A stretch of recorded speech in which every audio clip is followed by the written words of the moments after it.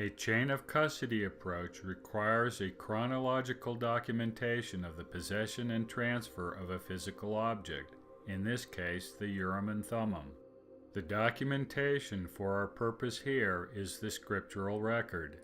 Every statement in Scripture defining possession and/or transfer of the interpreters must be included and placed in chronological order. Since the artifact has been designated by various names, all designations will be included in the chain of custody. We begin with the creation of the Urim and Thummim. As we previously documented, Mosiah declared that the two stones, his term for the Urim and Thummim, were prepared from the beginning. Therefore, the first link in our chain is the possession of the Urim and Thummim by God. We also learn from Mosiah that the stones were handed down from generation to generation. This statement is not direct since it does not name names, but the implication is fairly clear as we explained in a previous episode. God first gave the Urim and Thummim to Adam, who then gave it to his son. The Urim and Thummim was passed down the generations of Adam, the patriarchs. The custody chain now looks like this.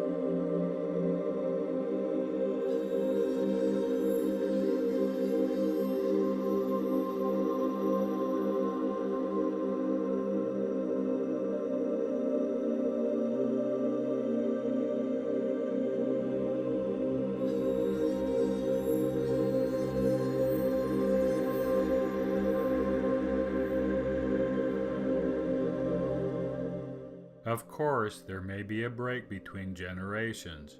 We can confirm, however, that Enoch had the interpreters since he was designated as a seer. Seers are defined by their possession of the Urim and Thummim. The record becomes murky at this point. The next mention of the Urim and Thummim is found in the book of Ether, where we learn that the brother of Jared was given them by the Lord.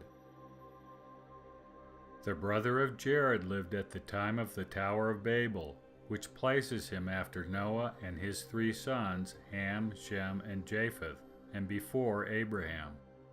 The possession of the 2 stones by the brother of Jared was short-lived, and he was commanded to return them to the Lord. 3 new links in our chain of custody can be added from the information gleaned from the book of Ether.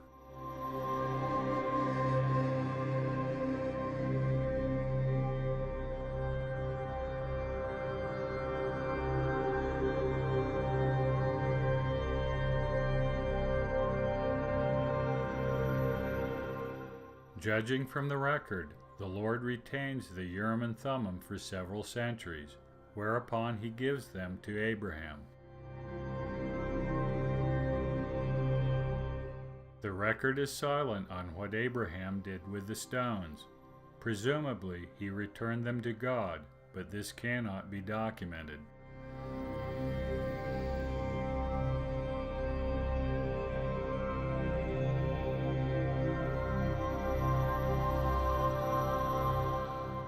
The next mention of the Urim and Thummim in Scripture is perhaps the most well-known. The Lord commands Moses to place the Urim and Thummim in Aaron's breastplate of judgment.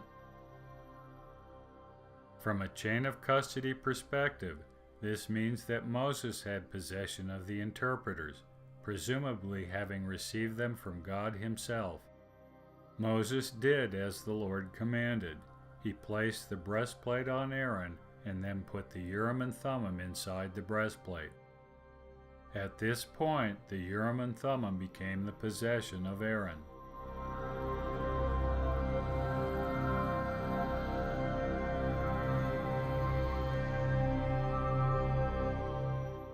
record falls silent again.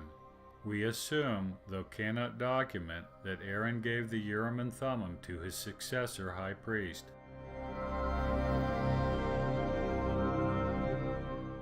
After Aaron, the Bible does not make any more definitive statements about possession of the Urim and Thummim.